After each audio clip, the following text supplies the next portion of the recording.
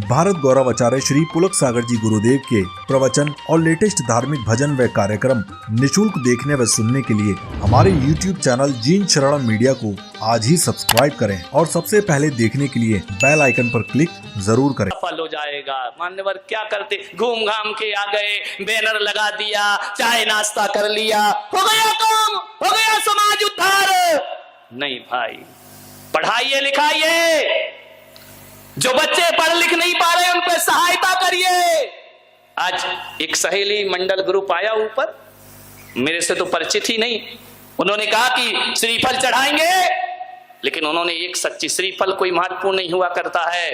उन्होंने कहा कि जो बच्चे यहाँ पर आए थे जिन शरणम तीर्थ से, उनकी पढ़ाई में हम सहायता करते हैं। चाहती तो वो 15,000 खाने पीने में भी खर्च कर सकती थी, चाहती तो वो 15,000 रुपए वो तीर्थ यात्रा यहाँ वहां घूमने में खर्च करती। उन्होंने सार्थक पहल किया, मैं उन्हें आशीर्वाद प्रदान किया करता हूं। पढ़ाइए लिखाइए, वृद्धाश्रम में सहायता करिए। मान्यवर, मेरा एक आग्रह आपसे है कि आपकी समाज का पैसा आपकी समाज में ही यूज होना चाहिए, यहां वहां उसे फिजूल में खर्च करने का प्रयास मत करिए। मान्यवर, बनाओ ऐसे संगठन जो आदमी आदमी के काम आ सके। करोड़ों रुपए की बोलियां लेते हैं, बड़ी बड़ी मूर्तियां स्थापित कर देते हैं, लेकिन 4 दिन भी पूजा करने नहीं जाते, उनके पास टाइम ही नहीं है पूजन करने का। मान्यवर, पूजन करिए, भगवान का अभिषेक करिए, तो एक नई समाज का यहां पर निर्माण हो सकता है। आपसे एक ही निवेदन है, समय अपनी सीमा पर है, बातें बहुत कुछ हैं। एक यहां का मुझे मालूम नहीं है, राजस्थान में एक परंपरा है कि जो व्यक्ति 10 उपवास करता है उसका बड़ा जुलूस निकलता है। निकलना चाहिए, अच्छी बात है, लेकिन उसके बाद जो गंदी बात है कि जिस घर में उपवास हो गया, पारणे के दूसरे दिन उस घर को पूरी समाज का भोजन कराना पड़ता है, जीवनवारी देना पड़ती है। मान्यवर, यदि इस तरह की व्यवस्थाएं समाज में लागू की जाएंगी तो हमारा गरीब तबके का आदमी उपवास करने से घबराएगा, बोलेगा मैं उपवास कर लूं लेकिन समाज को भोजन कहां से कराऊंगा, पूरी समाज को जीवनवारी कहां से दूंगा। ऐसी जीवनवारियां चल गई हैं, ऐसा भोजन चल गया है। मान्यवर, आप सोचिए, एक गरीब आदमी कहां से वहन करेगा? वो कर्ज लेकर के जीवनवारी कराता है क्योंकि उसने उपवास किया है। ये तप की अनुमोदना है। मैं पुलक सागर कहता हूं, यदि उसका जुलूस निकल रहा है और उसने 10 दिन तपस्या की है, उपवास किया है, तो ये तप की अनुमोदना नहीं होती कि तुम्हें खाना खिलाया जाए। समाज में मृत्यु भोज चलता है, मरने वाला जान से गया, तुम्हें खाने की पड़ी कि लाओ हमको खिलाइए, हमको भोजन कर। मृत्यु भोज बंद होना चाहिए, रात्रि भोज बंद होना चाहिए। मरे हुए का भी खा जाओगे तुम, जीते का खाओ तो खाओ, मरे हुओं का खाना नहीं छोड़ते हो। कैसे समाज की स्थापना होगी? ये कुरीतियां मिटना चाहिए समाज से।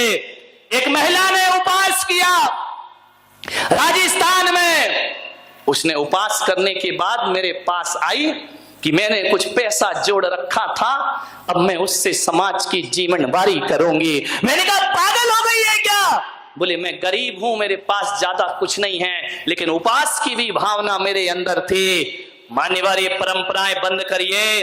उपवास की सही अनुमोदना करना है तो खाने से नहीं की जाती है। यदि कोई उपवास करके जुलूस निकल रहा है तो माला पहना के प्रार्थना करना भगवान से कि अगली साल मुझे भी तपस्या करने का सौभाग्य प्राप्त हो, ऐसी शक्ति मेरे अंदर भी। ये अनुमोदना होती है, एक खाना पीना अनुमोदना होता है, इसको प्रभावना कहते हैं। अरे ऐसी प्रभावना और ऐसी अनुमोदना लगाओगे तो उपवास करने वालों की कमी आ जाएगी इस समाज में, ध्यान रखिए। अरे वो बेचारा 10 दिन भूखा मरा, 10 दिन खाया नहीं पिया नहीं, तुमको खाने की पड़ी है। बोले क्या? बोले तपस्या की अनुमोदना चल रही। वाह रे जैनियो, क्या व्यवस्थाएं तुमने बना रखी है। तप की अनुमोदना तप से होना चाहिए, चरित्र से होना चाहिए। मान्यवर ध्यान, ये कोई प्रतिस्पर्धाएं नहीं है मान्यवर। 10 दिन तक जो उपवास करता है ना, ध्यान रखना, पूरी समाज को मिलकर उसका भैया व्रत तो तुमने किया नहीं, सेवा तो तुमने की नहीं, उसके त्याग की कोई शिक्षा ली नहीं। मान्यवर ध्यान रखिए, सोचना है आपको, एक अच्छी समाज का निर्माण करें। एक संत थे बहुत बड़े, उन्होंने एक धार्मिक ग्रंथ लिखा, इतना बढ़िया ग्रंथ लिखा, 1000 पृष्ठ का ग्रंथ था। लोगों ने कहा कि संत जी आप कहें तो ये ग्रंथ प्रकाशित कर दें। संत ने कहा कर दो तो कर दो। समाज ने पैसा इकट्ठा किया, चंदा इकट्ठा किया, पुस्तक छापने के लिए पुस्तक प्रेस में चली गई। समाज ने 1 लाख रुपया इकट्ठा किया। संत ने कहा ठीक है, छपने दो पुस्तक। जब पुस्तक छपने को गई तो पता चला गुजरात में भूकंप आ गया, हजारों लोग जमींदोज हो गए। संत ने कहा एक काम करो, ये पुस्तक का पैसा भूकंप पीड़ितों को पहुंचा देना चाहिए। लोगों ने कहा महाराज ये पुस्तक के नाम से पैसा आया है। संत ने कहा पहुंचा दो, कोई दिक्कत की बात नहीं है। वहां पहुंच गया। 1 साल बाद फिर विचार बना कि पुस्तक छपे, 2 लाख रुपए इकट्ठे हुए। पता चला कि उड़ीसा में चक्रवात आ गया है। संत ने कहा ये 2 लाख रुपए उड़ीसा में भेज देना चाहिए। लोगों ने कहा संत जी आपकी पुस्तक कब छपेगी? बोले जाने दो, जो मैं कह रहा हूं करते रहिए। उड़ीसा भेज दिया गया। 3रा साल आया, संत की पुस्तक 3 लाख रुपए इकट्ठे हुए, पुस्तक छपकर आई। संत ने उसमें लिखवाया 3रा संस्करण। 3रा संस्करण पुस्तक का विमोचन हुआ। लोगों ने कहा ये झूठ क्यों लिखा है, ये तो पहला संस्करण है, आप इसमें 3रा संस्करण क्यों लिख रहे हैं? संत ने कहा ये 3रा ही संस्करण है, ये पहला संस्करण नहीं हो सकता है। बोले ऐसा क्यों आपने झूठ लिखा, ये पुस्तक तो पहली बार छपी है। संत ने कहा इसके 2 संस्करण उनके लिए लिखे गए जो बाहर की आंखों से नहीं, हृदय की आंखों से किताबें पढ़ा करते हैं, और 3रा संस्करण उनके लिए लिखा गया जो अपने चर्म चक्षुओं से किताबों को पढ़ा करते हैं। ये मेरा 3रा संस्करण है। मानवीयता आज बिहार में तबाही मची हुई है, उत्तर प्रदेश बाढ़ से ग्रसित है, वो गुजरात बाढ़ से ग्रसित है। अरे होड़ लग जाना चाहिए। आज देश में प्राकृतिक आपदाएं आई हुई है, आधी आबादी देश की संकटग्रस्त हो रही है, मटकी फूटी, हजारों लोग एकत्रित हुए। आज उन भाइयों की सहायता को कोई खड़ा नहीं हुआ। ध्यान रखिए, आज ये आपदा यदि आपके शहर में आ जाती तो आप क्या करते? ध्यान रखिए, जब मैंने ये आह्वान पिछली वर्ष किया और आह्वान किया तो 50 ट्रक अनाज वहां पर पीड़ितों को पहुंचा दिया गया। क्या कर रहे हैं आप लोग? बाढ़ बिहार के हालात देखिए, ये संगठन, ये मंडल, ये मंच, मैं आपसे निवेदन करता हूं कि मेरी बात यदि आपको लगती हो तो प्रधानमंत्री कोष में राशि जमा कराने का प्रयास करिए, राहत कोष को बढ़ाने का प्रयास करिए। और आज बाढ़ पीड़ितों को आप यहां बड़े ढंग से प्रवचन सुन रहे हैं आनंद के साथ। मान्यवर कुछ नहीं होता, ये कोई धार्मिकता नहीं है।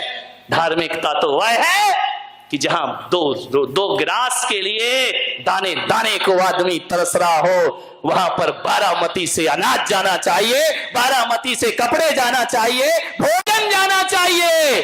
तब तो आपको समझूंगा कि आपके अंदर मानवीयता मौजूद है। कोई धर्म, कोई भी समाज हो, आज एक ऐसी बात अपने दिल में लेकर के जाए, बाढ़ पीड़ितों की सहायता में आगे खड़े हो जाइए।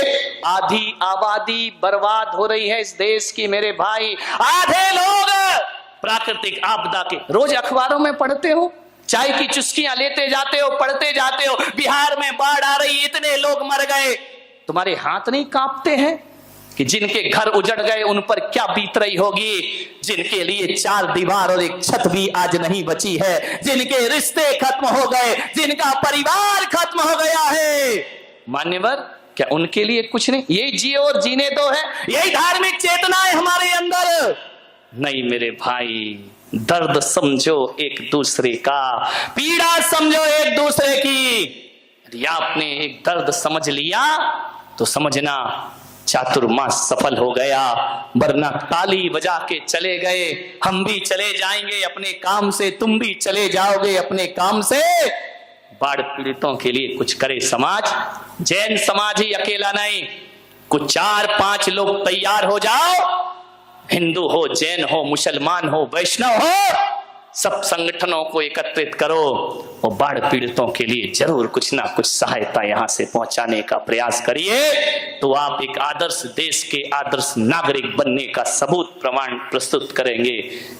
तुम्हारे यहाँ पानी की बूंद नहीं है, वहां पानी से लोग परेशान हो रहे हैं, ध्यान रखिए। बनाए मान्यवर, पर्यूषण परवारा है, बहुत उपास साधना व्रत करेंगे, करिए, मैं उसकी अनुमोदना करता हूं, मैं आशीर्वाद भी दिया करता हूं कि आप करिए मान्यवर। लेकिन जहां तक मुझसे पूछा जाएगा कि हकीकत का धर्म क्या होता है, इंसान के काम आए, इससे बड़ा दुनिया में कोई धर्म नहीं हुआ करता है। ये चारों धाम की यात्रा है, इंसान के काम आए, इससे बड़ा ना सम्मेत शिखर होता है, इससे बड़ा ना गिरनार होता है, ना वैष्णव देवी हुआ करती है इससे बड़ी। मान्यवर, एक दूसरे की सहायता के लिए हाथ बढ़ाने का प्रयास करिए। आपसे यही निवेदन, यही आग्रह करूंगा कि एक ऐसे समाज का हम निर्माण करें जो आदर्श समाज कहलाए, अहिंसा और अपरिग्रह जिसका मूल मंत्र हो। ऐसा ना हो कि अमीर अमीर ही बनता जाए, गरीब गरीब ही होता जाए। नहीं मेरे भाई, मैं मोदी को एक बार का धन्यवाद तो जरूर देता हूं कि 3 साल में मोदी सरकार ने गरीबों को अमीर भले ना बनाया हो, लेकिन अमीरों को तो गरीब बना दिया है उसने, ध्यान रखिए मान्यवर। सबकी हालत खराब है अभी व्यापारियों की, ध्यान रखें। सबको समानता का अधिकार वह व्यक्ति देना चाहता है, आशीर्वाद का पात्र है हमारे, ध्यान रखिए मान्यवर। आप सबने सुना, अनुग्रहित हो, मेरी भावनाएं किसी के हृदय को चोट पहुंचाई होंगी, कोई बात नहीं है, क्षमा की उम्मीद मत रखना। मैंने कोई गलत बात नहीं बोली है, जो भी बोलता हूं डंके की चोट पे बोलता हूं और आगम की ओट पे बोला करता हूं, ध्यान रखिए। और इसलिए भी मुझे अफसोस नहीं है कि मैंने कोई जो भी बोला है उद्देश्य अपना बिल्कुल पवित्र रखा है। एक मानवीयता का और समाज का चिंतन मैंने आपके बीच में रखा है। मान्यवर, ये मेरी हृदय की पीड़ा है, दर्द है कि हमारे मुंह में भोजन कैसे जाता है जब वो भूख से तड़फ रहे हैं वहां पर, ध्यान रखिए। कुछ करिए, मेरे विश्वास को खाली मत जाने दीजिए, जरूर कुछ ना कुछ करो। अखबार की सुर्खियों में यदि नाम आए तो बारामती का सहायता में सबसे आगे नाम आना चाहिए। हर समाज के लोग एकत्रित होकर के उनकी सहायता के लिए अपने हाथ आगे बढ़ाने का प्रयास करिए। एक अच्छे स्वच्छ समाज का निर्माण हो जाए, समाज के जो कार्यकर्ता हैं उन्हें आगे बढ़ने का प्रोत्साहन दिया जाए, तो हमारी समाज का भविष्य है, आपका भविष्य है। आप सबकी पवित्र भावनाओं की मैं कद्र करता हूं और यही चाहता हूं कि मैं आज जो चोट की है मैंने, वो इसलिए की है कि कुम्हार यदि घड़े पर चोट करता है तो मिट्टी आकार लिया करती है मेरे भाई, ध्यान रखना। गुरु कुम्हार शिष्य कुंभ है, गड़गड़ मारे चोट, भीतर हाथ पसार के बाहर मारे चोट, ध्यान रखिए। ये चोट आपको एक आकार देगी। 2 पंक्ति कह के समाप्त करता हूं कि तुम पिटो खूब पिटो, हर किसी से मत पिटो, पत्नी से मत पिटो, पड़ोसियों से मत पिटो, पिटना है तो गुरुओं से पिटो, मिट्टी तुझे पिटना है तो कुम्हार से पिटना, हर किसी से मत पिटना। तुम पिटो, खूब पिटो, क्योंकि पिटने से मिट्टी गागर बनती है। तुम मिटो, खूब मिटो, मिटने से बूंद सागर बनती है। ध्यान रखिए, सागर बनना है तो मिटना पड़ेगा और गागर बनना है तो पिटना पड़ेगा।